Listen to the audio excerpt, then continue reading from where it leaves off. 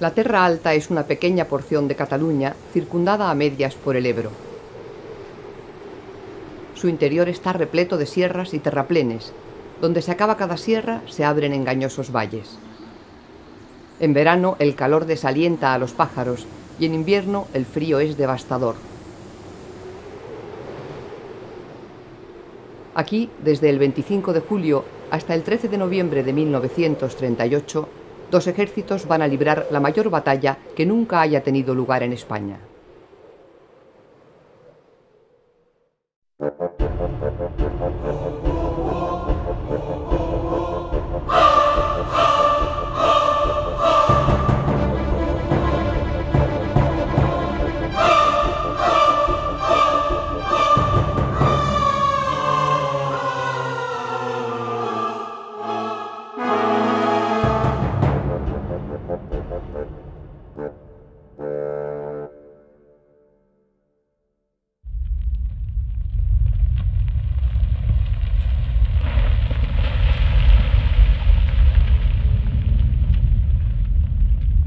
Es 18 de julio de 1938. Hace 2 años que se produjo una sublevación militar contra el gobierno electo republicano. Y España está sumida en una terrible guerra civil. Manuel Azaña, presidente de la República, recuerda en este día que el alzamiento se convirtió en guerra por el empeño de alemanes e italianos en sostener a los rebeldes. Y envía un mensaje de paz, piedad y perdón. Azaña da por sentado que la República no puede ganar la guerra y piensa que hay que acabarla mediante un compromiso basado en esos 3 conceptos. Los rebeldes, tras 28 meses, ocupan una parte considerable de España y sus fuerzas más escogidas amenazan Valencia tras haber cortado en marzo la zona republicana en 2. La República vive horas angustiosas. El socialista Juan Negrín es el presidente del Consejo de Ministros republicano y no piensa como Azaña. Lleva poco más de un año en el cargo y desde hace unos meses ostenta también la cartera ministerial de la guerra. En su gabinete, en el que están representadas todas las sensibilidades republicanas, los comunistas son sus más firmes aliados. Ellos y Negrín quieren convencer a los gobiernos democráticos de que la República no ha perdido la guerra. Y sostienen que habría que tratar de prolongarla hasta que se produzca el conflicto europeo que parece inevitable, dada la actitud de Hitler, que hace poco se anexionaba a Austria. En este caso, su lucha quedaría enmarcada en un contexto de democracia contra fascismo.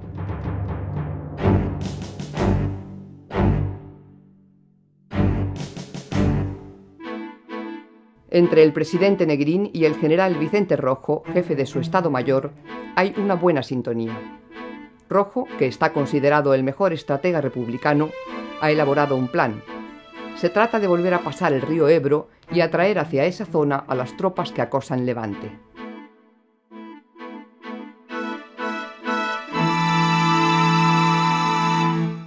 En Burgos, Francisco Franco celebra el 2º aniversario de su alzamiento. Ese día es nombrado capitán general de los ejércitos de tierra, mar y aire, según se dice, para rendir tributo de justicia a quien, por designio divino y asumiendo la máxima responsabilidad ante su pueblo y ante la historia, tuvo la inspiración, el acierto y el valor de alzar a la España auténtica contra la antipatria.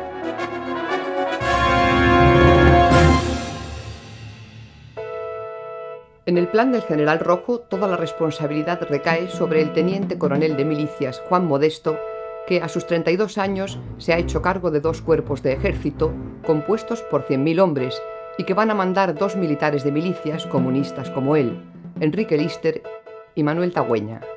Otro comunista, Etelvino Vega, actuará en el norte del río con un 3er ejército. Me movilizaron, pues serían por allí por el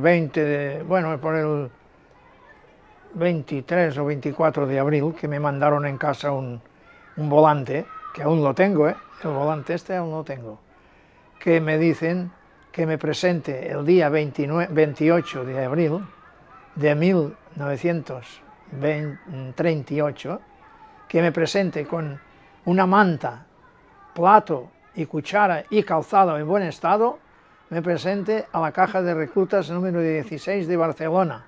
Cita en la plaza, en la Puerta de la Paz, número 16 de Barcelona. Ya me diréis, la Puerta de la Paz para ir a la guerra. Eso no se comprende. Joan Cardona es uno de los reclutas de la llamada Quinta del Biberón. A él y a sus compañeros les ha visitado Lister, al que han oído decir: son muy jóvenes todavía, pero si no hay otros, ¿qué le vamos a hacer? Luego les ha hecho un breve discurso. Todavía no estáis listos para combatir. Espero que a no tardar estéis en condiciones. Hay que poner el máximo interés en la instrucción porque de no ser así, moriréis como piojos. La consigna del mando republicano es ríos de sudor para evitar ríos de sangre. Y a la maniobra del paso del Ebro se dedican cientos de horas. En el interior, la preparación se hace en barrancos y en la costa, en el mar. Manuel Baqué es un experto nadador que ha ganado numerosas competiciones en el puerto de Barcelona. A él le ha tocado en suerte enseñar a los muchos reclutas que desconocen esa técnica. Sobre todo son campesinos, gente de tierra adentro. Desde las 8 de la mañana hasta las 2 de la tarde estaban montando los puentes y montando las pasarelas, replegándolos y mirando el horario al mismo tiempo. Fueron invitados una cantidad de periodistas extranjeros, fueron muchos periodistas y muchos corresponsales. No nos imaginamos cómo no se dieron cuenta los nacionales de lo que estaban preparando. El día 21, el general Rojo recibe la visita del consejero soviético Maximov. Según este general, son muchas las dificultades para el paso del río y el fracaso es seguro. Negrín sopesa desbaratar la operación, pero finalmente decide que el Ebro se atraviese como estaba previsto. El cuerpo de ejército que manda Tagüeña atacará por la derecha y el de Lister por la izquierda. Una división por el norte y otra por el sur llevarán a cabo acciones diversivas. Enfrente tienen a 40.000 hombres del ejército marroquí bajo el mando del general falangista Juan Yagüe, sobre el que pesa el recuerdo de su participación en la represión de la Revolución Asturiana del 34 y, sobre todo, en la matanza llevada a cabo tras la toma de Badajoz.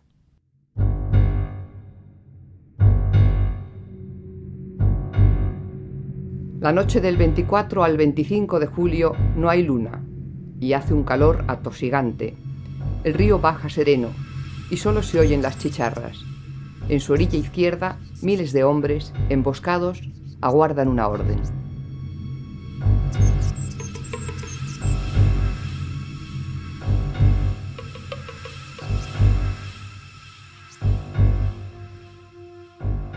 Gregorio Martínez es un veterano que tiene la teoría de que el miedo sabe a metal.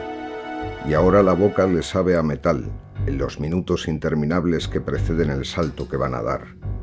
Está en transmisiones y marchará detrás de los hombres que abren el camino y son segados por la metralla. Hombres ligeros de equipaje, con una manta, un fusil, 5 granadas de mano y las cartucheras con 50 proyectiles. Aldo Jourdan es un cocinero francés. Está apostado a la orilla del río, frente a Amposta, a la espera de órdenes.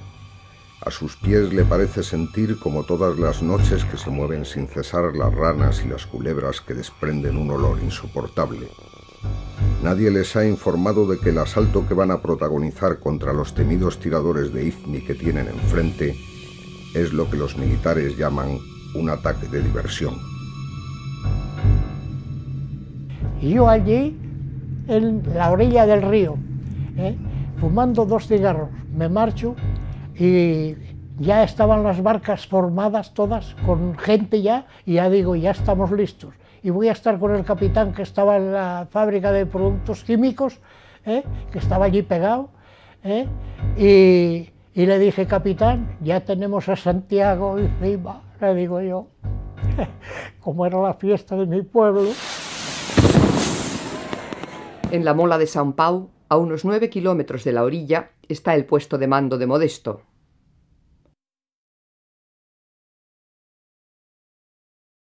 Con él se encuentra el general Rojo. A los dos les consume la ansiedad. Enfrente, lejos del río, en Caspe, el general Yagüe se despide de sus subordinados hasta el día siguiente. «Bueno, vamos a dormir, señores, que esta noche los rojillos no parece que traten de pasar el Ebro».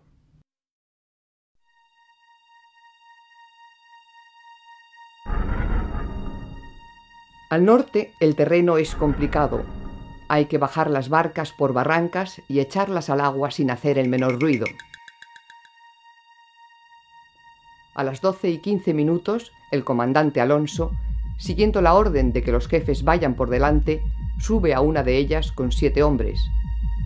Lanza un escueto «adelante» y los remeros hunden con mucha suavidad las palas en el agua.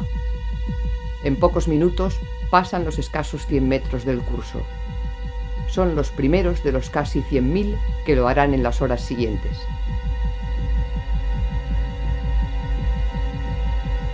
Esas tropas avanzarán hacia los altos de los Auts, a donde llegan con las luces del alba.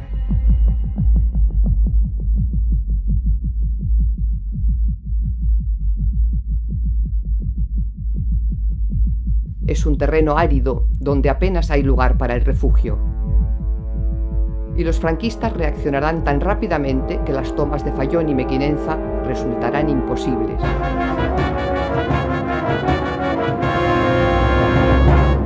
A la Brigada Internacional del teniente coronel alemán Hans Kahle le ha correspondido llevar el peso de la otra acción diversiva, la de Amposta. Un grupo de nadadores, con solo unas granadas de mano y unos machetes, se adelanta a las barcas. Pero el enemigo consigue responder con rapidez. Más de 2.000 moros, con ayuda de la artillería y la aviación, hunden las embarcaciones y la pasarela que los republicanos han tendido. Los 1.000 brigadistas atrapados en esa bolsa decidirán resistir hasta la noche siguiente, en que quizá las barcas puedan sacarlos de allí. Pero ese auxilio no llegará y, acorralados, intentarán huir a nado. En pocas horas, el batallón Comuna de París desaparecerá. En Amposta los republicanos han perdido 800 hombres y el enemigo 400. A las 2:30 de la madrugada, el asistente de Yagüe ha despertado a su general. «Los rojos han pasado el Ebro. Gracias a Dios», exclama el militar, «todo el mundo a sus puestos». Allí había un montón de barcas de pesca y íbamos 10 cada barca, de pie. Yo estaba delante de todo, junto al comandante Moreno. Bueno, desembarcamos y él pues dice, ¿habéis visto? Ha sido más fácil que cuando llegaron los españoles a América. Es en el sector central del río donde se desarrolla el esfuerzo principal de los republicanos. Julio Rovira cruza en una barca con las primeras luces del amanecer. Ya se oyen los fragores de la fusilería y la artillería.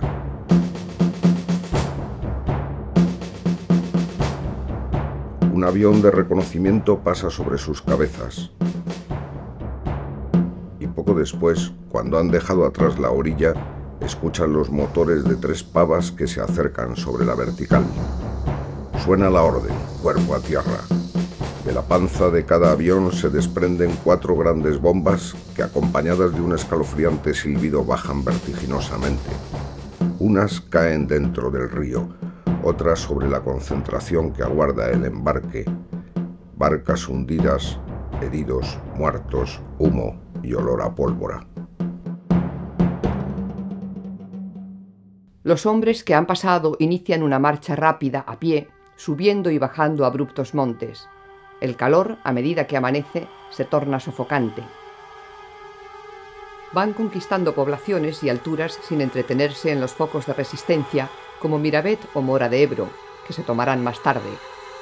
Hay que aprovechar la sorpresa y llegar a Gandesa y Vilalba del Sarx.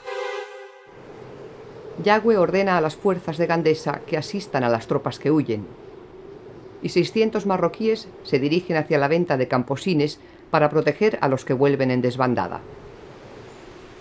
Al tiempo se instala en lo alto de la iglesia de Gandesa un puesto de observación y una ametralladora. A lo lejos se divisa Corbera. La Guardia Civil recluta a los paisanos para llenarse a costerreros y cavar trincheras. Hacia Gandesa y Vilalba, en trenes y en camiones, corren tropas de refuerzo. Hay que detener allí el envite republicano.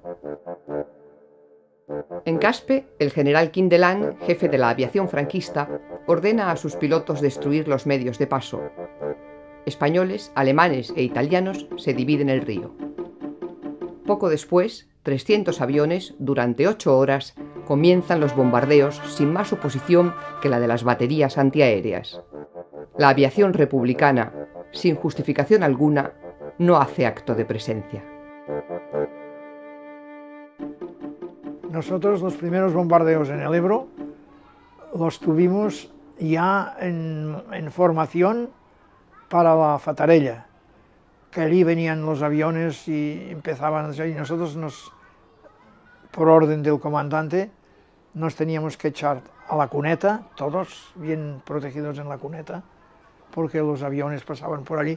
No podías estar en la carretera, porque pasaban los aviones y te matrillaban, entre metrallar y darte allí un susto con aquellas bombas que tiraban. Allí fue el primer bombardeo que vi, que nos dejaron sordos de tanta bomba y tanta cosa, pero no pudieron con nosotros. Al tiempo, el mando franquista decide abrir las presas de Camarasa y Tremp para que la subida del nivel arrastre los puentes provisionales. Además, se echan al agua troncos con cargas explosivas que detonen por contacto. Gregorio Martínez escucha los gritos que surgen. El agua se sobrepone a su cauce y salta todos los obstáculos de las orillas, choca con los muros de las riberas y los echa abajo. Carros, camiones y caballos que relinchan desesperados desaparecen en la corriente. Los troncos, que llevan explosivos adosados, chocan contra los apoyos de las pasarelas. Los puentes caen y con ellos hombres, cajas de municiones, piezas de artillería, camiones. El día 25 de julio está finalizando cuando Modesto hace balance para el general Vicente Rojo. Han pasado todos los que tenían que pasar. Tagüeña ve llegado el momento de que se traslade su puesto de mando al túnel de Ascó, en la otra orilla, y que cruce también la División 16, pero Rojo y Modesto le convencen de que es prematuro. Esa decisión y la ausencia de la aviación republicana harán que la ofensiva sobre Gandesa fracase. Los republicanos han conquistado ya unos 800 kilómetros cuadrados en 24 horas. Llenos de una moral inquebrantable, sueñan con rebasar Vilalba y Gandesa y cortar las comunicaciones del enemigo. Yo tuve la impresión que llegaban a Valencia, de la moral que llevaban las tropas entonces. Las canciones que cantaban, todos los himnos estos de la Joven Guardia, la Internacional, todo, iban con una moral brutal. Los ingenieros se afanan en reparar los pasos. En unas horas han perdido a 1/3 de sus efectivos por los bombardeos. A lo largo de la batalla, más de 60.000 bombas caerán sobre el río, pero no cesará la reconstrucción de los puentes. El puente de campaña se construía con una especie de grúa que se iba avanzando, se clavaban con unos piquetes, se clavaban en el fondo del río, sobre esos piquetes se establecían unas tablas, se seguía avanzando, se volvía a poner otro piquete y así, piquete a piquete se iba avanzando. Tagüeña ordena finalmente que pase el Ebro la División 16, pero ya es tarde. Gandesa y Vilalba, progresivamente reforzadas, resisten con encono. El día 28, tras un largo viaje en vagones de ganado, llegan de Extremadura los 850 hombres del tercio de Montserrat. El sueño les vence al entrar en Vilalba y se dejan caer contra los muros mientras escuchan los disparos que se cruzan junto al cementerio, exactamente igual que en Gandesa, por donde han pasado hace un rato.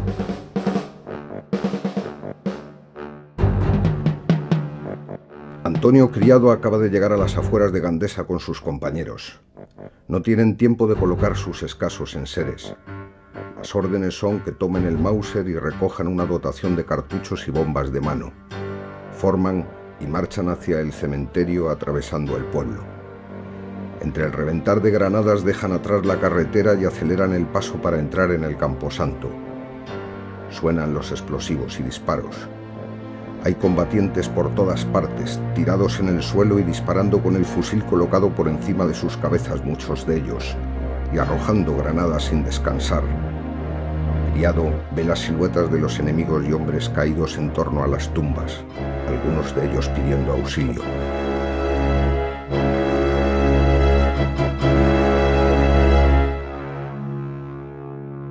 Ni siquiera de noche cesan los combates. Yagüe quiere medir la fuerza del contrario, sobre el que la artillería dispara sin descanso. Lo más terrible que pudimos soportar. Pues no nos mataron a nadie. Estuvieron de las 9 hasta las 11, la artillería, de la parte de Gandesa, sacudiéndonos. Y venga. Hasta 2 horas machacando la artillería. El día 29, Rojo escribe a su amigo el general Matallana. Después del impulso extraordinario de los 2 primeros días, especialmente del primero, la cosa está bastante parada.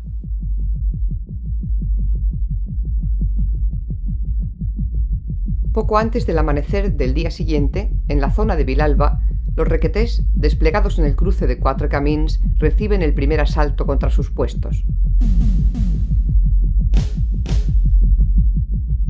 Eloi Gabaldá acaba de tomar posición cuando empieza el ataque. Es una lucha a base de bombas de mano, en la que el enemigo está a unos 60 metros. Hoy termina el mes de julio. Para el general Rojo está claro que es preciso cambiar el rumbo de la batalla y pasar a la defensiva. El frente se ha estabilizado y todo es rutinario.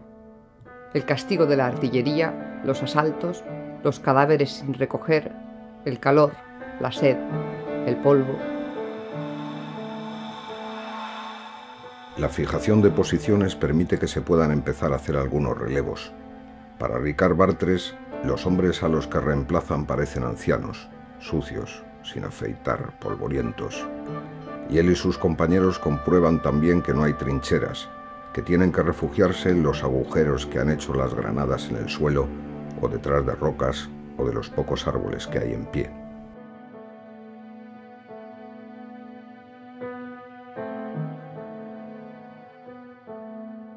Yo tenía que andar agachado, porque no podía, tenía los pies ya todos en carne viva. Y tenía que andar como un animal, con las piernas, con los brazos y las piernas, porque los pies los tenía infectados todos de esto. Yagüe ha instalado un puesto de observación en el Col del Moro y Franco se presenta el 2 de agosto para hacerse cargo de las operaciones. Entre sus generales hay algunas discrepancias.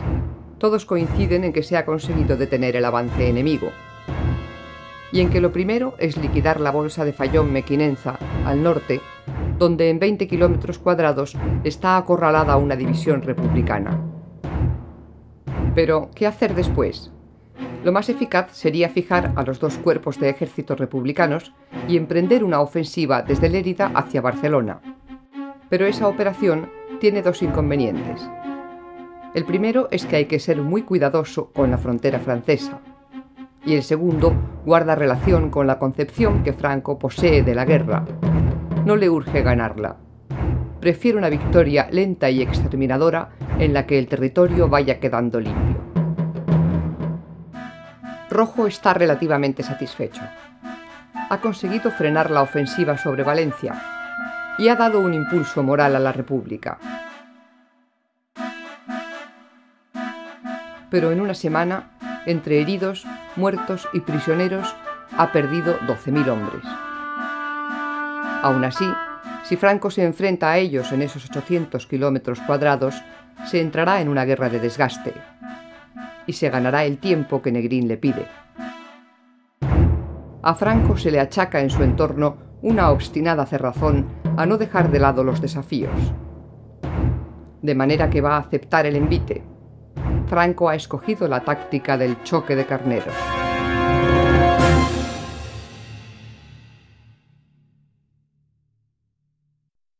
En esta primera semana de batalla, el ejército republicano se ha agotado cuando se han agotado su audacia, su rapidez y su sorpresa. Y la iniciativa ha cambiado de bando. Ahora los republicanos solo piensan en defenderse, y Franco no desea otra cosa más que atacar. Ricard Bartres, que estaba harto de marchas, comienza una vida estática en la que el único compañero es el fusil y el paisaje delante de sus ojos es siempre el mismo. Los combatientes no tienen trincheras y pasan las horas tumbados, agazapados, para que el enemigo no pueda verles. De noche llegan los suministros y los furrieles acortan todo lo que pueden el proceso de servirles la comida caliente porque temen una explosión o un disparo. Y de lavarse, ¿para qué hablar? Los piojos comienzan a hacerse dueños de los cuerpos.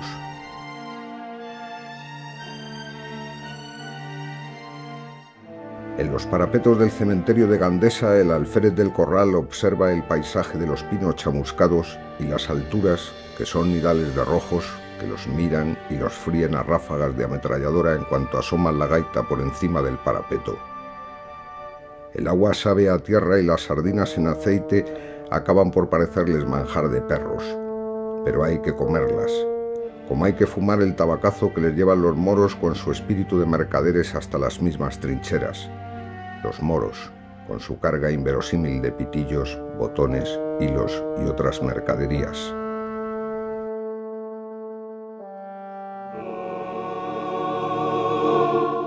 La bolsa republicana de Fayón Mequinenza no tiene, según Tagüeña, ninguna solidez. Es una zona desierta y su conexión con la retaguardia depende de barcas y una pasarela de corcho muy frágil. Resistir allí solo tiene un motivo: distraer fuerzas enemigas. Eso es lo único que justificará el sacrificio que esa división va a sufrir en las próximas horas.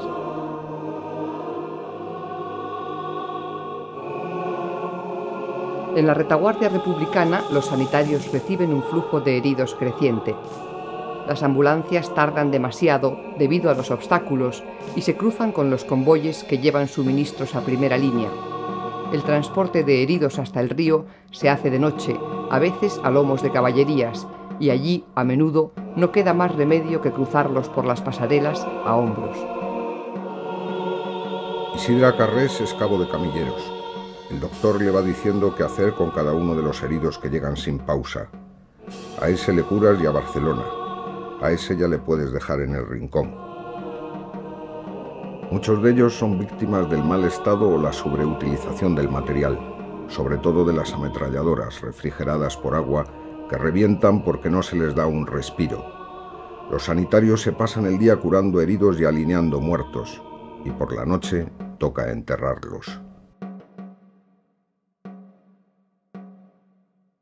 Los hombres que han estado varios días viviendo tirados en el suelo empiezan a recibir, al ponerse el sol, la visita de los zapadores, armados con picos y palas, que llegan y se ponen a la tarea de hacer trincheras. Luego les dejan sacos vacíos para que cada combatiente rellene los suyos y se van. La vida cambia. Ahora se puede uno mover de un lado a otro de pie y charlar con los compañeros y hasta pasarse un pitillo cuando lo hay.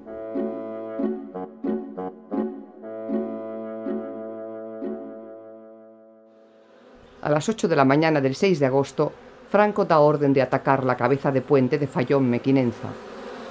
Durante 3 horas, más de 100 piezas de artillería machacan ese terreno pelado. A las 11, los carros de combate, seguidos por la infantería, los legionarios a la cabeza, asaltan las primeras trincheras. El calor es insoportable. Rota la primera línea, el avance es imparable. Pero Tagüeña da orden a la división de resistir hasta la noche para hacer la evacuación. El tiempo se hará eterno bajo esa presión y el bombardeo constante de la aviación.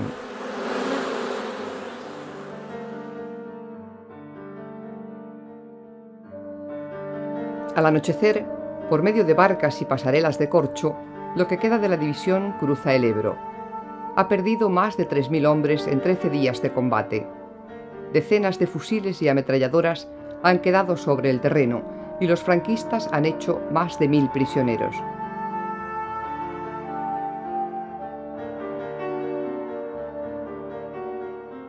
En los fondos de los barrancos de los Hauts hay cadáveres por todas partes, ennegrecidos como si les hubieran quemado la cara con un soplete.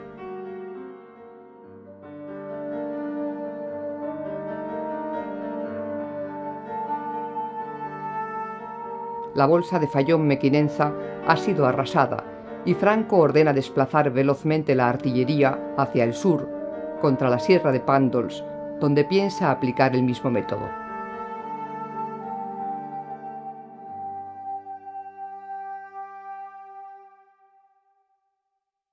Los ingenieros franquistas vuelven a abrir las compuertas del río para dificultar el paso de refuerzos y suministros a ese nuevo objetivo. 2 brigadas reciben el impacto de la crecida cuando están a mitad de cruce y muchos de sus hombres mueren ahogados.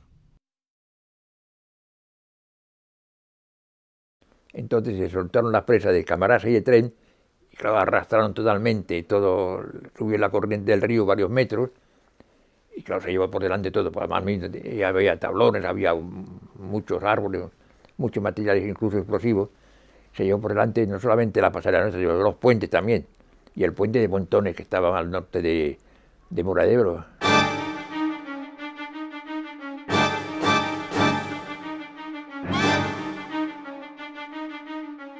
La segunda ofensiva franquista comienza a las 7 de la mañana del 10 de agosto de la misma forma. 100 baterías disparan durante 3 horas sobre las cotas de la sierra. Los hombres de Lister que la defienden no han podido construir ninguna fortificación en ese terreno.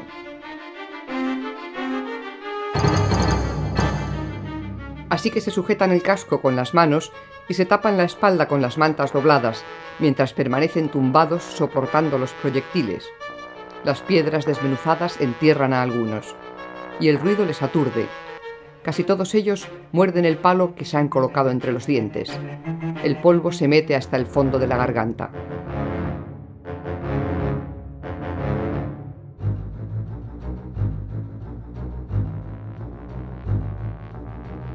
Cuando revienta la última granada, los hombres de la 4ª División de Navarra comienzan el asalto. Hay unos segundos de silencio, quebrados solo por el griterío de la tropa y las órdenes de los oficiales. Pero de inmediato empiezan a sonar las ametralladoras republicanas. ¿Cómo es posible que quede nadie vivo ahí arriba?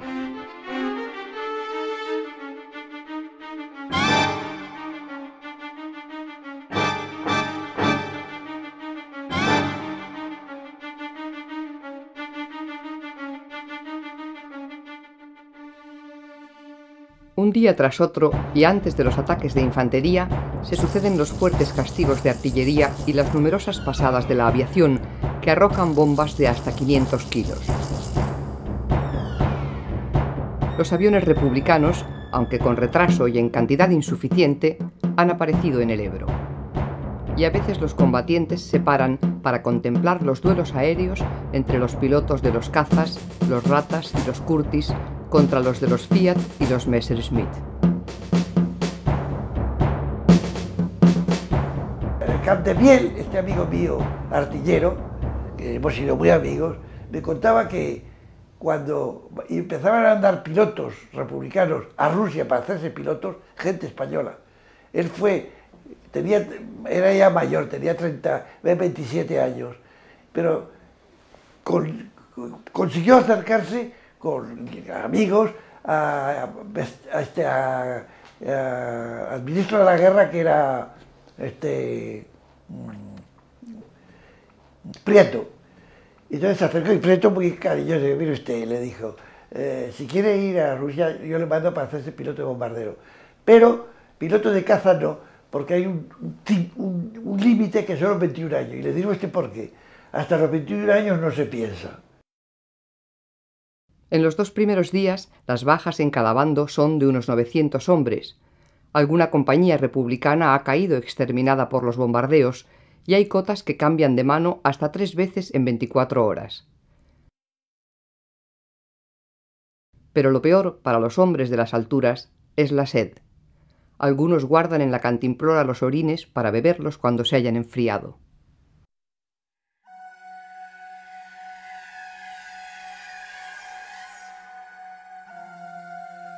Robert Payne forma parte de un grupo de corresponsales que visita el frente. Modesto le recibe en su puesto de mando.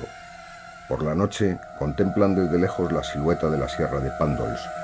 De pronto la cima de la montaña se inflama. Es algo tan inesperado que todos se quedan con la boca abierta. La luz de las llamas avanza kilómetros y se refleja en sus caras. Payne no puede imaginar qué es lo que arde allí. Pasan al menos 20 segundos hasta que escuchan el ruido de la artillería, y para entonces las llamas ya se están convirtiendo en humo. La montaña parece estar viva.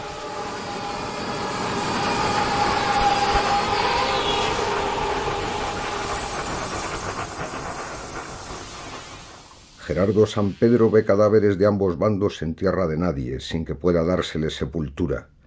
Algunos heridos le piden agua o le ruegan que le remate de un tiro. San Pedro y los suyos no pueden hacer nada por ninguno de ellos porque están destrozados. Los heridos agonizan entre los muertos que hieden de forma insoportable.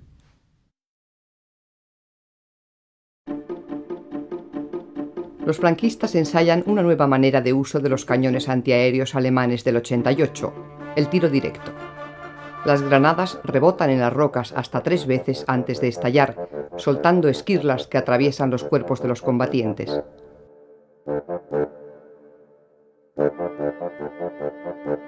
Santiago Álvarez, comisario del V Cuerpo, hace pública una severa orden. Advierto que todo soldado que pierda o abandone el fusil será pasado por las armas. Nadie podrá decir que sus fuerzas están copadas, rodeadas o perdidas. Varios hombres, incluso algunos comandantes y comisarios, han sido ya fusilados por abandonar sus posiciones. Esa segunda ofensiva de Franco es un fracaso. Se han logrado tomar algunas posiciones en Pándols a costa de unas 3.300 bajas, pero los republicanos, que han sufrido unas 5.000, mantienen con firmeza la mitad del terreno. Al general Dávila, jefe del Ejército del Norte, se le ocurre que la única forma de expulsarles de esa cabeza de puente es romper el frente enemigo en Vilalba y avanzar por la brecha abierta. Y para ello las tropas de Yagüe van a contar con más aviones, más artillería y más hombres. En esta guerra del Ebro, Franco tenía todo el material que quería, entre el que recibía de los alemanes, el que recibía de los italianos y el que tenía recuperado, pues tenían de todo. El general Rojo y Modesto le comunican el 17 de agosto a Manuel Tagüeña que ahora le toca a él aguantar esa tercera ofensiva. Pero Tagüeña ha tenido tiempo de llevar a cabo un agotador trabajo de construcción de trincheras, nidos de ametralladoras y tendido de alambradas. El centro de todo ese dispositivo es el vértice Gaeta, donde además el terreno le es muy favorable, porque lo que parece un valle desde la distancia está lleno de cortaduras y elevaciones que dificultan su identificación y el uso de los carros de combate. Un día antes de que se produzca la nueva ofensiva, Negrín se entrevista en Zúrich con el conde Belzec, embajador nazi en París. Es un encuentro desalentador. Hitler no va a presionar a Franco para que negocie el fin de la guerra. El mando franquista vuelve a abrir las presas del Segre, y los puentes de Flix, Mora de Ebro y Ginestar saltan hechos pedazos por una tromba que alcanza 3,5 metros de altura sobre el nivel normal del río. Al amanecer del 19 de agosto, más de 300 bocas de fuego rompen la calma. Y los aviones comienzan a arrojar sus pesadas bombas junto con millares de volantes aconsejando a los republicanos la rendición. Nos llenaron de papeles, la aviación facciosa, soldados o milicianos rojos. No podéis soportar las bajas que diariamente os cuesta. Vuestros mandos os han engañado. Pasaros a nuestra fila, que hallaréis el pan, el trabajo y toda la gaita. Las ametralladoras crepitan. son las armas que causan más bajas. Y el teniente y yo, un teniente que había, que no era de mi compañía, pero tiraba muy bien, y aquel me enseñó a tirar. Y ya cantábamos la máquina, porque ya puede uno tirar tiros y tiros si no te dicen de qué manera y cómo, cantar la máquina tan, tarran, tan, tan, tan, tarran, tan, tan, porque nada más que tocabas, ¡trum!, tirabas 20 tiros. Y amigo, el teniente me enseñó, y dijo, te voy a enseñar cómo, y así me hizo. Me enseñó a tirar, y ya cantaba yo la máquina igual que él, tan, tarran, tan, tan, tan, tan, tarran, tan, tan, y eso no lo hace uno con pocos tiros. No disfrutaba poco yo. Debajo del fusil ametrallador había un montón de cápsulas vacías, las cápsulas, y cómo los veías rodar cuesta abajo, porque había una cuesta muy derecha, muy empinada. Al final, pues yo, por cachondeo, como le cogí mucho aprecio y cariño al fusil ametrallador, pues hacía pam, pam, pam, pam, pam, pam, pam, a las tocar los cojones. En Pándols, a Alba Besi aquel día le parece el peor de su vida. Las granadas caen por miles durante más de 7 horas sobre las posiciones que ocupa su batallón. Cada pulgada de terreno recibe un impacto. Piensa en sus hijos mientras oye los gritos de un camarada herido a pocos metros al que no se puede evacuar porque es imposible levantarse sin recibir un tiro de ametralladora. Besi siente durante ese tiempo todo y nada. El tercio de Montserrat queda prácticamente deshecho tras su ataque contra la posición Targa. Es, tras la defensa de Quatre Camins, su segunda escabechina. Unos días después, cuando forme para pasar a la reserva, solo 109 hombres de los 850 que llegaron al Ebro serán útiles para el combate. Ahí hubo una traición en las filas nacionales y algunos de los jefes dijeron que se lo hagan solos los catalanes. Los catalanes solos no pudieron. O sea, tenían que atacar todo el frente, pero solamente atacaron los del tercio de Montserrat, solos.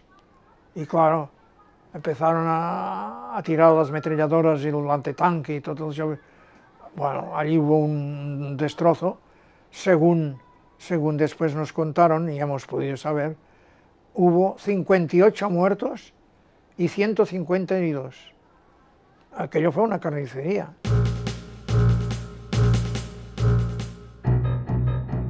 Pero los franquistas consiguen finalmente tomar algunas cotas, la posición Targa y el vértice Gaeta, donde Tagüeña ha tenido su puesto de mando. La situación se vuelve crítica para los republicanos cuando el 22 de agosto la división que manda el anarquista Manuel Mora retrocede hacia el río empujada por el pánico. Este hombre, que solo un día antes había anunciado severas medidas disciplinarias para los que flaquearan, es fulminantemente destituido. Pero esa ofensiva, que vuelve a ocasionar un gran número de muertos, tampoco da los frutos apetecidos. Y Franco, que se desespera, le va a arrebatar a Yagüe de una manera discreta el mando de las operaciones. El siguiente ataque lo llevará adelante el jefe del cuerpo de ejército del Maestrazgo, el general García Baliño, uno de los pocos militares que se ha atrevido a disentir de la estrategia del caudillo. La moral en la retaguardia franquista baja en consonancia con la subida que se registra en la republicana, y hay quien osa, con la mayor de las discreciones, hablar de paz y arreglo. A Franco le urge ganar la guerra antes de que estalle la europea, en la que trata de convencer a británicos y franceses de que él permanecerá neutral, pese a la ayuda que recibe de Italia y Alemania. Pero ni siquiera con su apuesta por García Baliño piensa cambiar de táctica. El conde Chano, cuñado de Mussolini, escribe en su diario: «Profetizo la derrota de Franco. Este hombre o no sabe cómo hacer la guerra o no quiere». En esta tercera ofensiva, las bajas de uno y otro bando se cifran en unas 8.000, y solo para avanzar algo más de 3 kilómetros en profundidad. El lema de la artillería vence y la infantería ocupa, que fue el del ejército francés en Verdún, no parece dar sus frutos. Mataron a mucha gente nuestra, a mucha, que subían a coger las trincheras y se quedaban los tiros cortos y mataron a la infantería nuestra a cantidad. Y allí todos estaban todos mezclados, los rojos y los nacionales, muertos y heridos. Los mandos republicanos han sido mucho más brillantes. En primer lugar, tienen en este lado del río suficientes suministros ocultos en los túneles del ferrocarril. En segundo lugar, la defensa está montada de modo que una rotura del frente en un punto no provoque un colapso. Y en tercer lugar, aprovechan el terreno. Los hombres se protegen de los ataques artilleros refugiándose en contrafuertes y parapetos y esperan a que pase el diluvio de bombas. Luego salen y vuelven a colocar sus ametralladoras y sus morteros en posición. Y además está la moral, de la que presumen los comunistas, de contar allí con la flor y la nata de su 5º regimiento. En el Col del Moro, Franco, que sigue cada asalto con sus binoculares, se considera un incomprendido por algunos de los suyos. En 35 kilómetros tengo encerrado lo mejor del ejército rojo. Solo parece importarle eso, aplastar a esa élite a costa de las miles de bajas que pueda sufrir. Pero también Negrín está dispuesto a perder las vidas que sean necesarias si con ello gana tiempo hasta que se desencadene el inevitable conflicto europeo. La sangría de esa batalla, pues, debe continuar.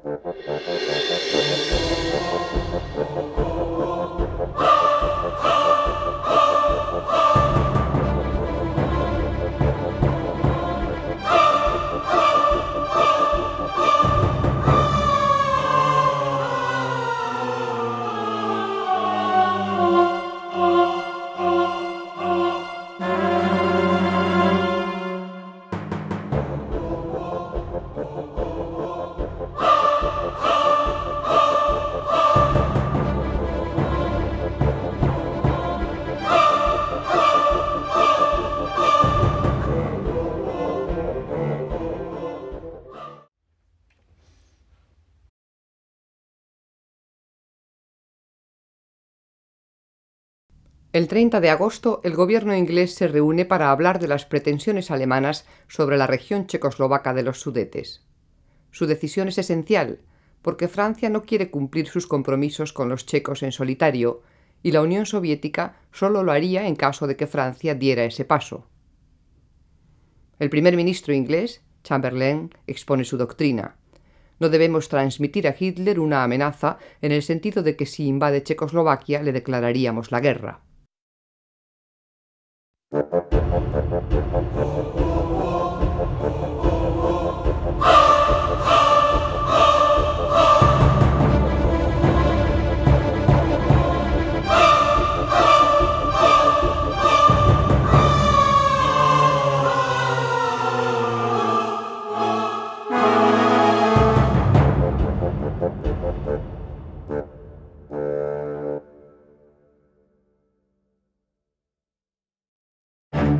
Un mes después de iniciada la batalla del Ebro, Franco hace una constatación.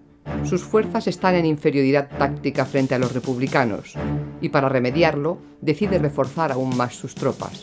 La primera división de Navarra, que está en el frente de Levante, se incorpora a la lucha. Sus fuerzas serán a partir de ahora 8 divisiones, más de 300 baterías, más de 500 aviones y un centenar de tanques. La nueva ofensiva trata de ocupar la Sierra de Cabals, arrebatándoles a los republicanos sus excelentes observatorios y puestos de tiro en esa zona, y avanzar hacia la venta de Camposines, tomando Corbera.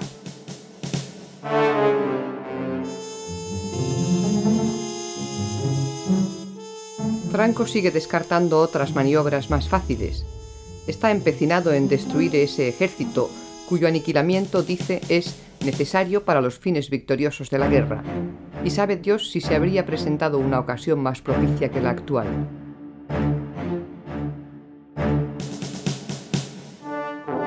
El 3 de septiembre, la primera división de Navarra se prepara para atacar por el lado derecho del frente la Sierra de la Vall. 3 divisiones más la acompañarán, una por el centro y 2 por la izquierda. El ablandamiento artillero, en el que se emplean más de 300 piezas, comienza. Es un despliegue que solo tiene parangón con algunas de las más famosas batallas de la Primera Guerra Mundial. Otro bombardeo, allí teníamos un refugio y me quedé a la entrada, no me gustaba esconderme al final. Y ten en cuenta que al tirar las bombas te quedaba sin aire, sin oxígeno, un momento, y era que la explosión, pues, en fin, alejaba el oxígeno que necesitamos nosotros para respirar. El bombardeo, al que sigue el ataque de la aviación, es mucho más eficaz que otras veces. Todo un batallón republicano queda enterrado bajo las piedras en una de las cotas. Y luego llega el asalto de una infantería especializada en chocar con el contrario. La instrucción de Modesto es tajante. No se puede perder ni una sola posición. Si la ocupa el enemigo, hay que contraatacar rápidamente, librando a su alrededor cuantas batallas sean precisas, pero asegurando siempre que quede en poder de la República. Las cotas se pierden y se ganan en pocas horas a costa de las bajas que sea preciso.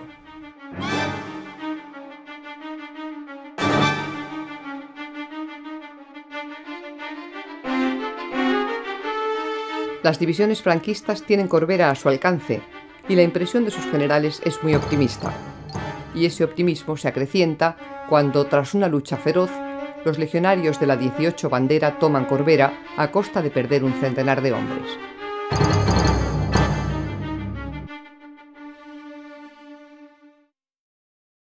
Dos días después, los soldados de la Primera de Navarra intentan conquistar las cimas de la Sierra de Cabals. Pero al no conseguir desbordar a los republicanos por la izquierda, los hombres de García Baliño que se adentran por el centro se ven envueltos por un mortal fuego cruzado.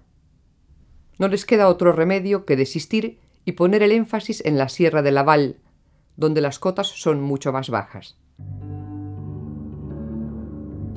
El general Rojo le cuenta a su amigo, el general Matallana, que es urgente que el ejército de Levante haga lo imposible por ayudarles. Un ataque por la zona de la costa o uno en la zona del Bajo Segre podría aliviar la presión. Pedro Mateo Merino ha sido destinado a la recolección de una cosecha en peligro. En su unidad no ha habido ningún brote epidémico ni casos de malnutrición graves. Ahora, gracias a las frutas y legumbres que recogen en la huerta de Mora de Ebro, espera que no les falten las vitaminas que no contienen los alimentos secos y en conserva que les envía Intendencia. Rojo está también disgustado con su aviación. Mientras los franquistas estrenan aparatos de última generación, sus hombres apenas reciben protección. Y no solo eso, sino que, como le reprocha a Hidalgo de Cisneros, jefe de los aviadores republicanos, los ametrallamientos a veces se hacen sobre las líneas propias. La superioridad de la aviación franquista es cada vez más evidente. El héroe de la aviación franquista, Joaquín García Morato, que pilota con su escuadrilla los Fiat italianos, desarrolla a placer su invento de ametrallamiento en cadena. Mientras Yagüe parece convencido de que la batalla se acerca a su fin, García Baliño se muestra pesimista. A su parecer, no hay apenas terreno para la maniobra. Su único consuelo es el desgaste que siguen provocando en el enemigo, que reconoce haber sufrido en esta nueva ofensiva 8.000 bajas. En medio de ese debilitamiento recíproco, el general Rojo duda. ¿Debe continuar la lucha a ultranza o efectuar un repliegue a la orilla norte del río, considerando que la finalidad estratégica que motivó el paso se ha cumplido? Negrín y los comunistas no quieren contemplar esa retirada. Sería un severo golpe moral. Y los militares republicanos y socialistas, descontentos con el devenir de la guerra, podrían aprovechar la circunstancia para arrebatarles la hegemonía que disfrutan. Porque teníamos un sistema de que abandonábamos una trinchera Y hasta que nos llegamos a la otra, no abandonamos la totalidad de los soldados que había en aquella trinchera.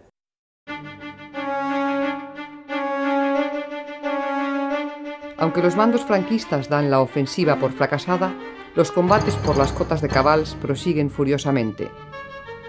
Y todo ese esfuerzo de vidas para arrebatarles a los republicanos únicamente unos 21 kilómetros cuadrados. Yo nunca pensé salir vivo de allí. No, aquellos días no pensaba. No. Entre la sed que pasaba, la escasez de agua, y entre los tiros que había allí, aquello era una ensalada que no... era mala de digerir. El 12 de septiembre, en Nuremberg, Hitler lanza un virulento discurso ante el Congreso del Partido Nazi. Sus palabras son inequívocas. Alemania intervendrá en Checoslovaquia. A Franco, la determinación tomada por el líder alemán le resulta una mala noticia. Si hay guerra europea, la República se pondría del lado de Francia e Inglaterra, y el nuevo mapa le dejaría aislado. La guerra de España podría dar un vuelco espectacular. El día 14, Franco ordena, pues, al general Jordana, ministro de Asuntos Exteriores, que solicite explicaciones a los gobiernos italiano y alemán acerca de sus planes con respecto a España en caso de que el conflicto europeo estalle. Ese mismo día ordena también que se provoque una nueva crecida del río. Las presas del norte vuelven a abrirse y esta vez las aguas suben 2 metros por encima del nivel normal. El tránsito por el puente de Flix queda interrumpido, pero los ingenieros republicanos hace ya tiempo que consiguen reparar los pasos en un brevísimo plazo. Neville Chamberlain, primer ministro inglés, se reúne con Hitler en Berchtesgaden para suplicarle nuevamente que no tome decisiones apresuradas sobre Checoslovaquia. Casiano Sánchez se dedica a abrir zanjas para enterrar a los muertos, aprovechando que el frente está algo tranquilo. Los cadáveres no solo están a la vista, sino que a veces se encuentran escondidos bajo escombros o enterrados por la arena que ha caído de un parapeto. Y hay que buscarlos.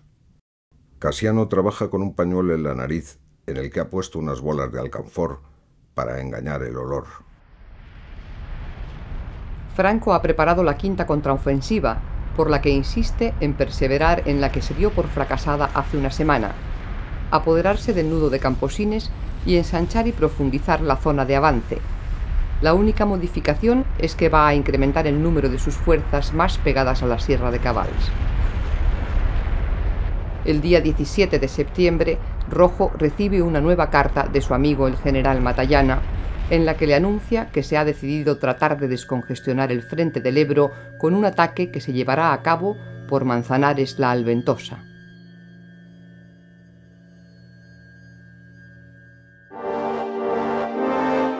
Un día después, en Londres, se reúnen el primer ministro inglés, Chamberlain, y su ministro de Asuntos Exteriores, Lord Halifax, con sus homólogos franceses, Daladier y Bonnet. Les urge tomar una determinación sobre el asunto de Checoslovaquia que no encolerice a Hitler. Mientras esa reunión tiene lugar, García Baliño comienza a primera hora de la mañana el consabido bombardeo. La cota 496, donde está la división internacional que manda Hans Kahle, sufre la preparación artillera más larga y mortífera de toda la batalla del Ebro, desde las 6 de la mañana hasta la 1 de la tarde.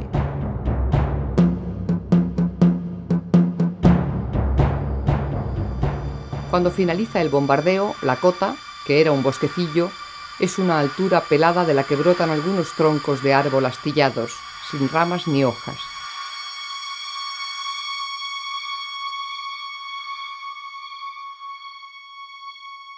Terminó el bombardeo allí, los pinos que había encima de la montaña aquella, todos estaban a pique.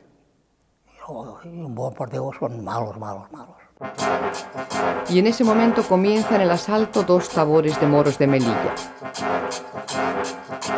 Yo veía que antes de entrar en combate, sobre todo cuando íbamos en camiones, se ponía a cantar una canción monótona que a mí me ponía los pelos de punta, no sabía lo que era.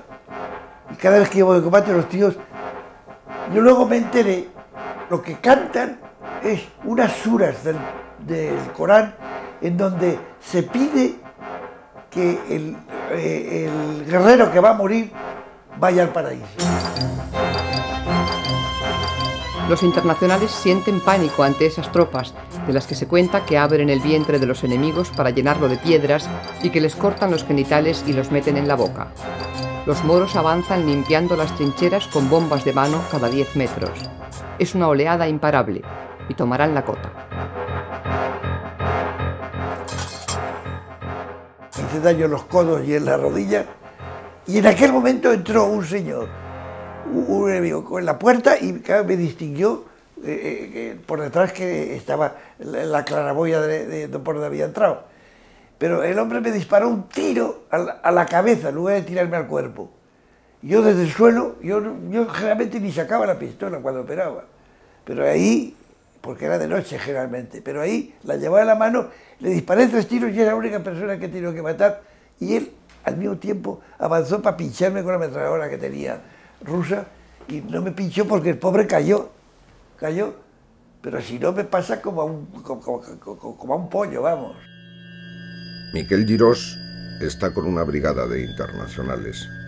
La fiebre le ha subido a 41 grados y se pasa varios días atontado. Ha contraído, como otros compañeros, el paludismo debido a la picadura de alguno de los muchos mosquitos que pueblan las charcas. Eso le libra de sufrir los siguientes asaltos de los temidos moros. Nosotros a los moros no los podíamos ver. Además, ellos tampoco seguramente nos podían ver a nosotros. Pero es que los moros tenían ya de sí, y ya los habían traído aquí a España, mira, que podían hacer lo que querían. O sea, que si querían matar, mataban, si querían violar, violaban, y si querían, mira, si te despojaban de todo. Porque la primera cosa que nos han explicado los que cayeron prisioneros, enseguida les quitaron las botas, les quitaron, si tenían un chaquetón bonito o lo que sea, todo se lo quitaron. Franco reprocha a Hitler haberle olvidado al provocar el problema de Checoslovaquia. Sabe que solo le queda una salida: ganar cuanto antes esa batalla que está a punto de cumplir 2 meses. El 21 de septiembre, el primer ministro de la República interviene ante la Sociedad de Naciones en Ginebra para anunciar la retirada de las brigadas internacionales. Durante meses se ha discutido si esa retirada debía ser proporcional a los hombres que combaten en cada lado, o total, o numéricamente idéntica. Ahora Negrín toma la iniciativa de forma unilateral. El general Rojo sabe desde hace días que los internacionales se van, pero no le preocupa en exceso su marcha porque ya no significan mucho desde el punto de vista numérico. Lo que sí le inquieta es la incorporación de nuevos reemplazos. Las levas en Cataluña están agotadas. La ofensiva que se inició en Levante no marcha bien y el general Vicente Rojo teme que se cumplan sus peores temores, que ese ataque se quede en un amago y lo del Ebro empeore por falta de expectativas de ruptura en otros frentes. En la Terra Alta ha comenzado el otoño y con él las lluvias.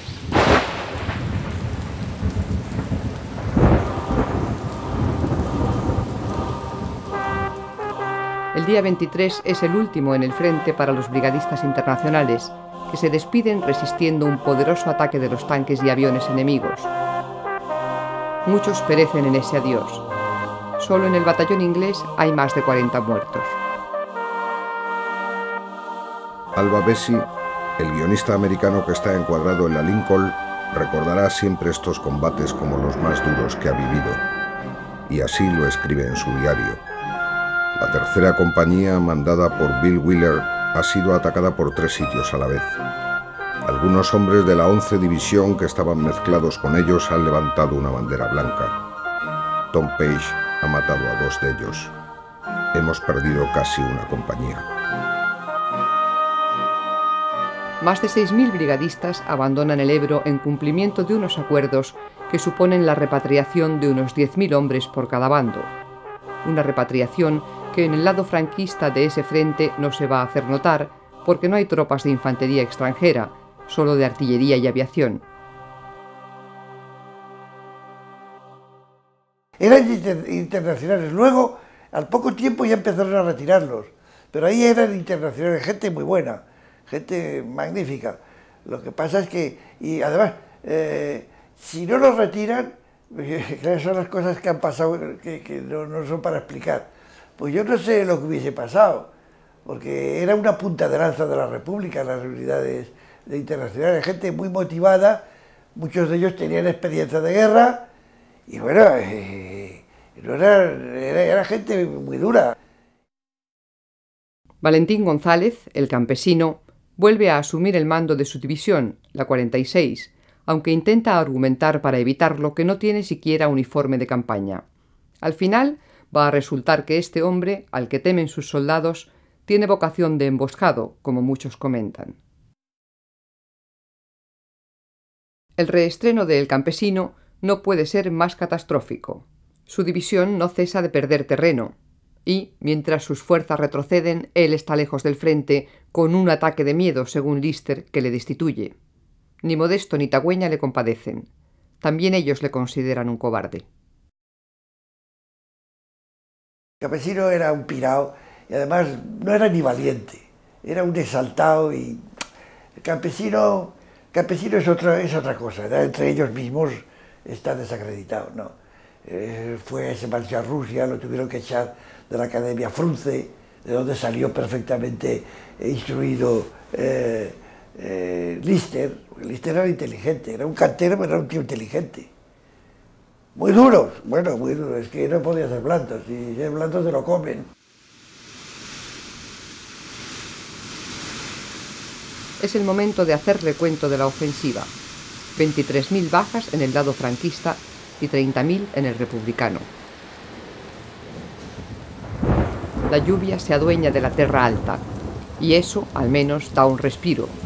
Los aguaceros impiden la actividad de la aviación y de la artillería, y a nadie se le ocurriría en un frente embarrado utilizar la infantería en solitario.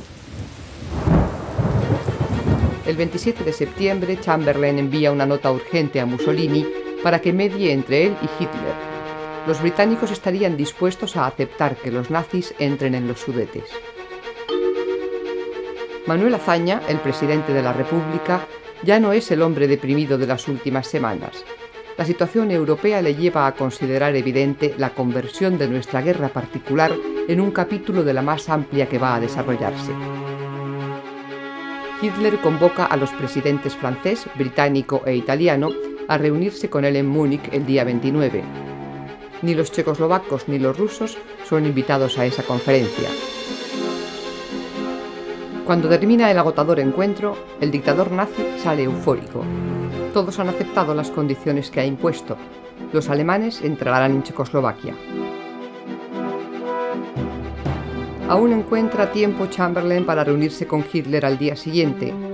Los ingleses quieren sondear al dictador alemán sobre la posibilidad de presionar al caudillo para que acepte una paz negociada. Hitler responde con una gran carcajada. La carcajada de Hitler representa el fin de la República Española y el fin de la esperanza de Manuel Azaña en conseguir convencer a las potencias democráticas de que la primera batalla de la guerra europea se va a perder si ingleses y franceses dejan solos a los republicanos. Checoslovaquia, la única democracia de Europa Central amiga de la República Española, ha sido traicionada. El general checo Siroví exclama: «Hemos sido abandonados, estamos solos. La República también está ahora sola». Rojo recibe una segunda mala noticia. La ofensiva republicana de Levante se ha estabilizado definitivamente. Franco celebra el segundo aniversario de su nombramiento como jefe del alzamiento y hace un discurso encendido ante las noticias de Alemania. Batalla de Múnich, con su victoria de la paz, podemos llamar a la que acaba de librarse en tierras germánicas, en la que la política de sinceridad de los hombres de Estado triunfó sobre las maquinaciones y amenazas bolcheviques. Por ello, el triunfo de la verdad y la justicia sonaron a cantos fúnebres en el Campo Rojo. En el Ebro las lluvias han cesado. El fuerte temporal que ha azotado toda la Terra Alta como para establecer un compás de espera mientras se despejaba el panorama internacional, se aleja. Es hora de recomenzar los combates.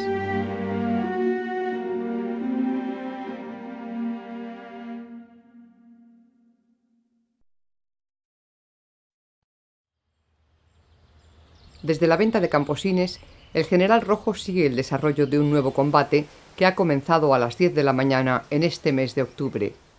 Como siempre, un derroche de proyectiles que se combina con las oleadas de bombardeo. Piensa que sus hombres han quedado pulverizados. Pero cuando la infantería franquista salta de sus trincheras, en medio del polvo sin despejar, un día más vuelve a escuchar los disparos con que responden sus tropas. Roberto Llanza ha echado de menos la acción los días de lluvia. Entregado a la lectura en una chabola cerca de Corbera, celebra que al fin esta noche los rojos se hayan decidido algo más que amagar. El combate solo dura 2 horas, en medio de una gran oscuridad, y es con bombas de mano y cuerpo a cuerpo, una técnica con la que han recuperado muchas posiciones perdidas. Nuestra especialidad era la noche. Yo por eso, la oscuridad y la noche, yo ya nunca tengo recelo. La noche es para todos, y si sabes moverte en ella, tienes ventaja. O sea que, a mí, la oscuridad ha sido mi salvación. Yo vivo por la oscuridad. Yo no desenfundaba ni la pistola, yo iba al asunto, ¿no? A mover mi gente, ¿no? El día 15, en Cádiz, el general Queipo de Llano preside la ceremonia de despedida de los 10.000 legionarios italianos evacuados para cumplir con los acuerdos de la Sociedad de Naciones. Quedan en España unos 30.000 italianos más y dejan atrás casi unos 4.000 muertos. 2 días después, en Montserrat, los representantes de los brigadistas que van a partir son agasajados por Juan Negrín. Cuando vengan días mejores a nuestro país, les dice el presidente del gobierno, España os acogerá como los mejores de sus hijos. No sois extranjeros, habéis adquirido el derecho a ser considerados ciudadanos españoles.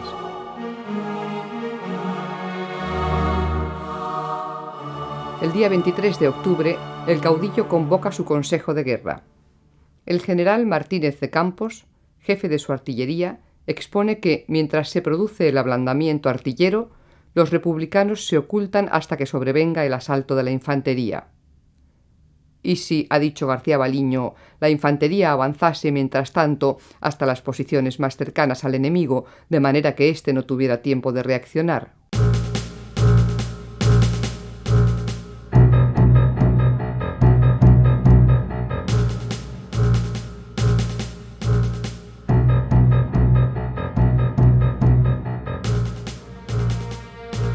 La nueva maniobra va a consistir en entretener a los republicanos en todo el frente, comprendido entre Fayón y la venta de Camposines, mientras la operación principal se llevará a cabo en el flanco derecho mediante 2 ataques, uno sobre la Sierra de Cabals y otro, secundario, sobre la de Pàndols.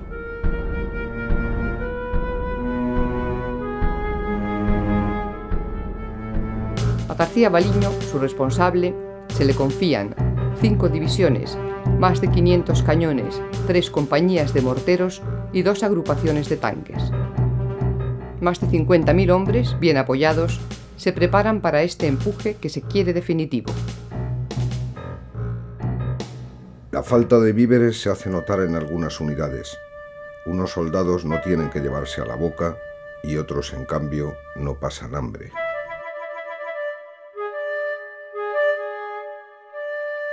No, nunca. Tirábamos comida nosotros. O sea que la organización, ya sea del mando tal, buena y buena. Joan Cardona y sus compañeros son de los que tienen peor suerte y han comenzado a comer ratas de agua. Unas ratas gordas como conejos que hacen a la brasa con una preparación especial de hierbas. Es un gran descubrimiento gastronómico, especialmente interesante cuando se interrumpe el suministro.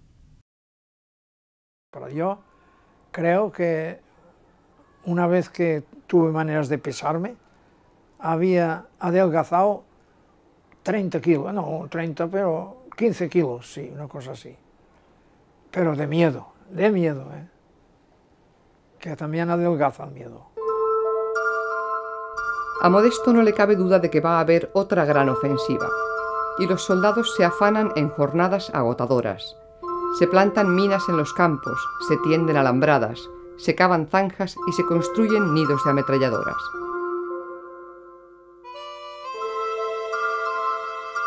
El día 28 Barcelona despide a los brigadistas. Dolores Ibarruri, pasionaria, habla a las mujeres españolas. Cuando los años pasen y las heridas se vayan restañando, hablad a vuestros hijos, habladles de estos hombres de las brigadas internacionales. Contadles cómo lo abandonaron todo, cariño, patria, hogar, fortuna, y vinieron a nosotros a decirnos: aquí estamos, vuestra causa, la causa de España, es nuestra misma causa.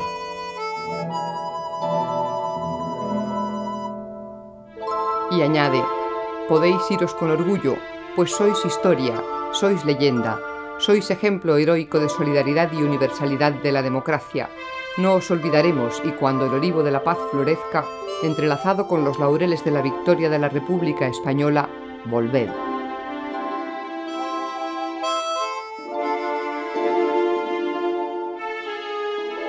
Milton Wolfe es el jefe de la brigada americana conocida como la Lincoln. Wolfe, que mide 2 metros de altura, encabeza el desfile con su figura desgarbada, marcado por la emoción. Nunca olvidará a España y los camaradas muertos.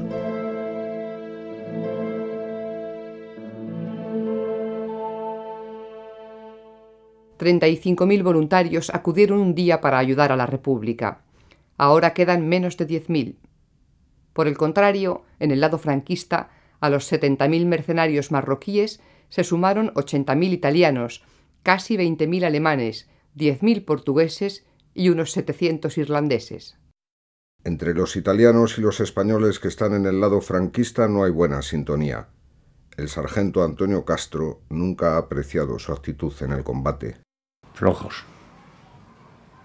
Nosotros fuimos desde Segovia, o sea que estando desde Segovia nos trasladaron a todo el regimiento en un tren militar a Monreal del Campo, precisamente para cubrir las bajas, o sea, la baja no, el hueco que habían dejado los italianos con lo de Guadalajara. Eso fue lo que hicimos nosotros allí. Faltan unas horas para la gran ofensiva, y Miguel Nieto se entretiene disparando a los perros que merodean por las cercanías de las trincheras. Al principio ladraban sin parar, desquiciados por los sonidos de las bombas. Ahora vagan en jaurías y les disputan a las ratas los cadáveres que están en tierra de nadie o han sido enterrados apresuradamente bajo un palmo de tierra. Ha llegado el día 30, la fecha señalada por Franco para que comience la que espera sea la última ofensiva. Su puesto, desde la primera hora, está en el Col del Moro. Cada batería tiene designado el objetivo a castigar en una fotografía panorámica. El frente que cubren no llega a los 2 kilómetros y hay un cañón cada 7 metros. A las 6 de la mañana todos disparan al tiempo. Lo harán así durante 3 horas. Jesús Latorre es un vasco de Murguía que pertenece a una batería alemana. Dispara un cañón del 88 y hace tiro directo contra las trincheras republicanas. Porque empezaron a escapar ya, nosotros tiramos, entonces el general Yagüe nos mandó tirar nosotros de Bou a tiro fijo, encima de las trincheras. Nosotros a 2 metros de altura de las trincheras, allí explotaban las balas nuestras, eran unas balas así de grandes.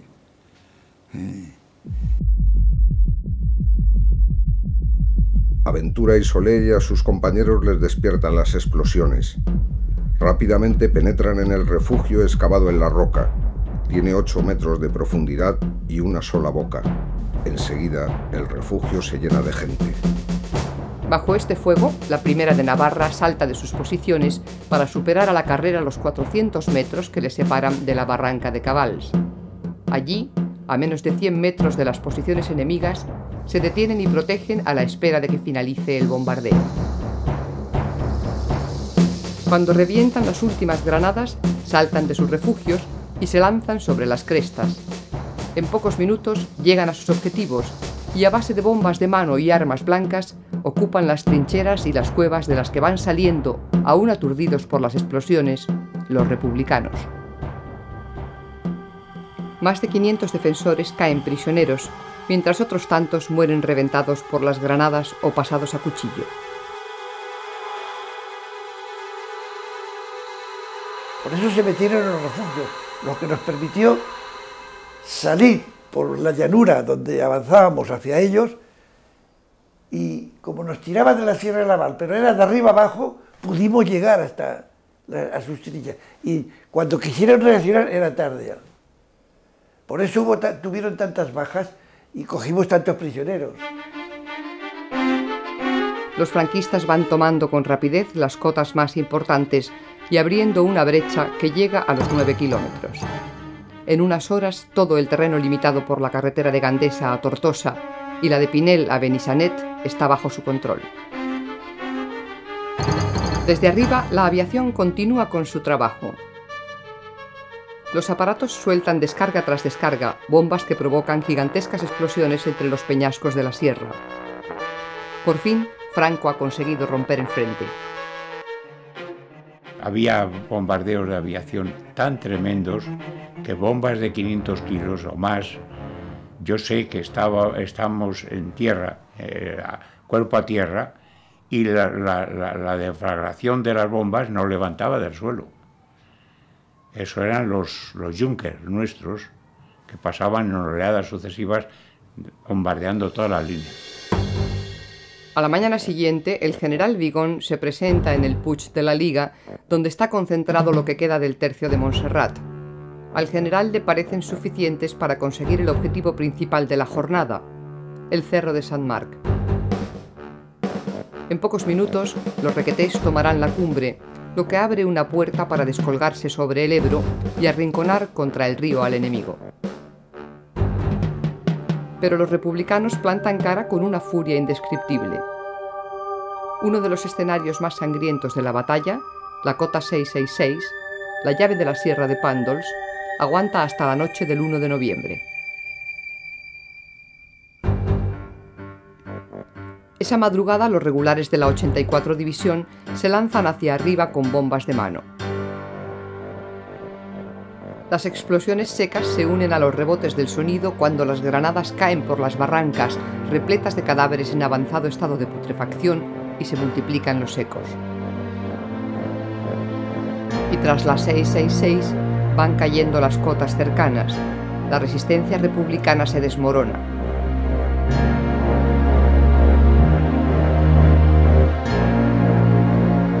El quinto cuerpo de ejército de Lister ha sido derrotado y Modesto intenta recomponer el desastre, rehaciendo las líneas. El día 4 los franquistas alcanzan las orillas del Ebro en 2 puntos.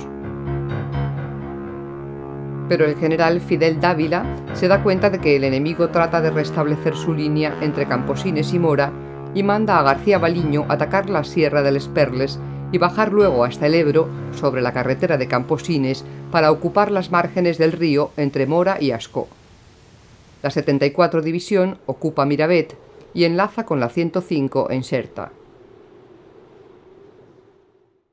El general Rojo recaba el visto bueno de Negrín para iniciar una operación en el Segre. Estamos obligados a agotar todos los recursos para estar tranquilos de haber apoyado a este ejército cuanto nos ha sido posible. El primer ministro le da su autorización. Mientras, los franquistas ordenan de nuevo abrir las compuertas de Camarasa, pero esta vez el agua no sube tanto como para impedir el paso de las tropas. Rojo teme que se pierdan Benissanet e incluso Mora. Eso haría que solo quedase en poder de su ejército una reducida cabeza de puente. Un creciente desaliento le invade. Y en efecto, la primera división de Navarra, mandada por el coronel Moro Micián, toma Benissanet el 6 de noviembre. Sus ametralladoras ya tienen a tiro Mora de Ebro, y la carretera de Camposines queda prácticamente en poder de sus unidades. Modesto comprende que un repliegue es obligado, y Rojo no espera mucho del ejército del Este. Sin embargo, sus hombres cruzarán el Segre y atacarán la bolsa franquista de Serós. Joan Cardona es uno de los que hace ese cruce.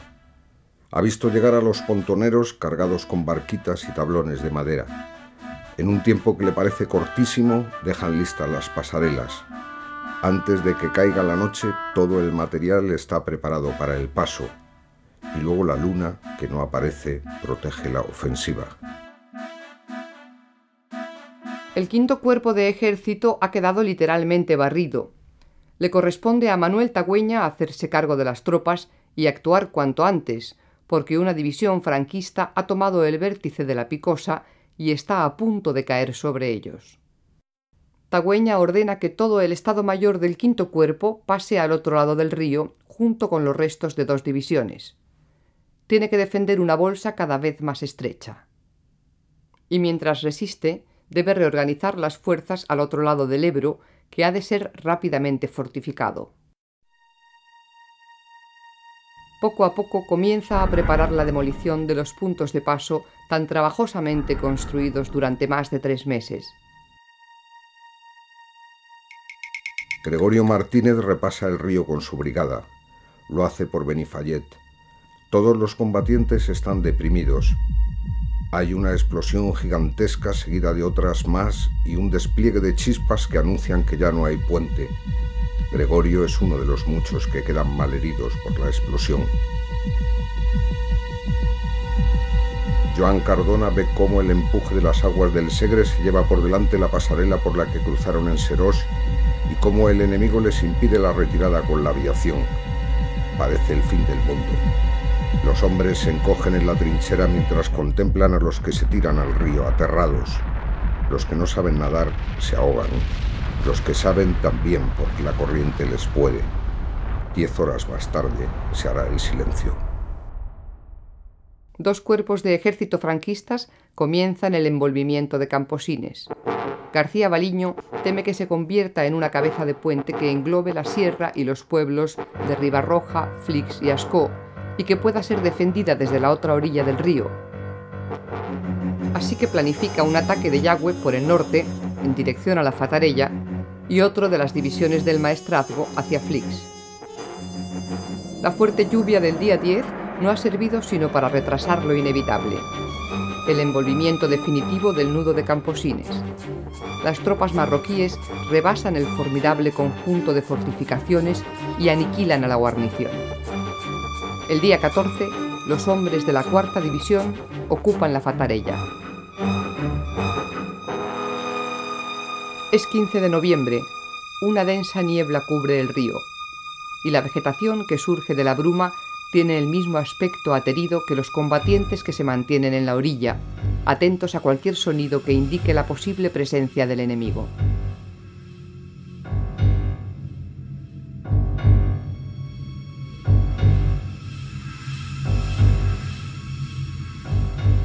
Tagüeña quiere repasar el Ebro con los miles de hombres y el material restante sin cometer errores.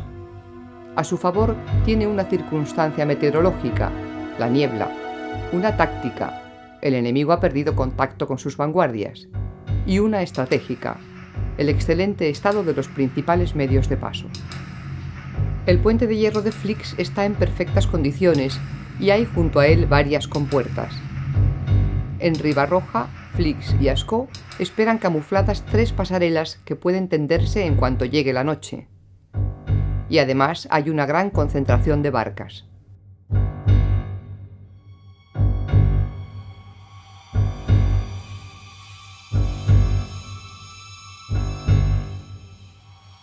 Con las primeras sombras, Tagüeña da la señal para que comience la retirada. La 11 Brigada y parte de la 15 cruzan por la pasarela de Ribarroja, el resto de la 15 por el puente de Flix, los 6 últimos tanques por la compuerta pesada, la 31 Brigada por la pasarela del sur de Flix y la 33 por la pasarela del norte de Ascó. La 13 Brigada, formada exclusivamente por españoles desde el final de septiembre, es quien está cubriendo el paso de todos los demás. A las 11 de la noche reciben la orden de replegarse. Es como el último golpe del cierre de un abanico.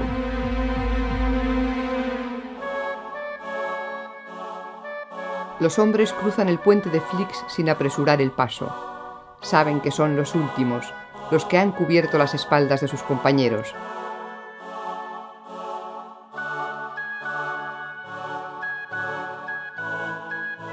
Y por encima del cansancio está el legítimo orgullo de haber desafiado hasta el final, durante 4 meses, a un ejército que les superaba en número, en artillería, en aviación, en tanques.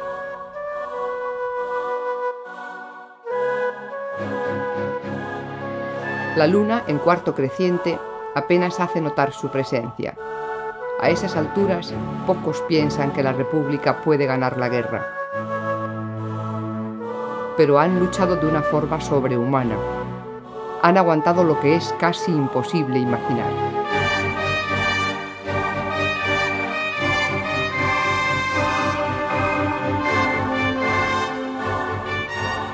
Hasta el río no fue una desbandada.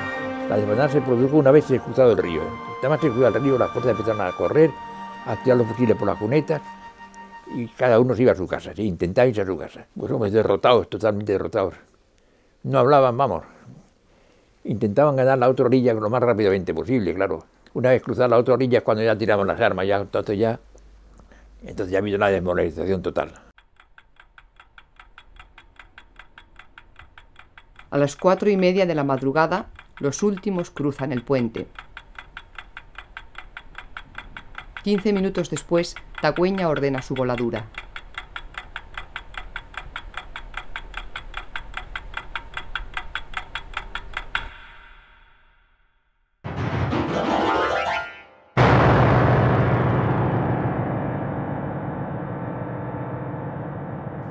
Yo creía que tenía tiempo de pasar y salí. Lo primero que me encontré, uno que me puso la mano en el hombro, dice: Masó, ¿eres tú? Digo, sí. Ay, ¿qué es el teniente Higuera? Vaya, pero ¿qué haces aquí? Pero si toda la compañía ya está al otro lado. Ay, pues yo estaba aquí esperando que pasara la gente. Y a las 4 de la mañana, el teniente coronel Tagüeña fue el que encendió prendió fuego a la mecha. Y a las 4 y un poco más, voló. Ahí se acabó la batalla del Ebro.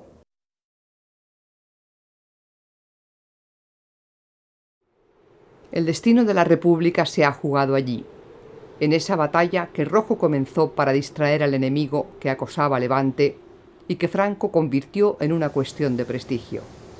130.000 hombres de ambos lados han quedado heridos o muertos entre las viñas, los olivos, los picos desnudos, las escarpaduras o las vegas de la Terra Alta. De cuando en cuando, un estampido anuncia que la guerra no ha terminado, pero durante unos días solo se oye el río.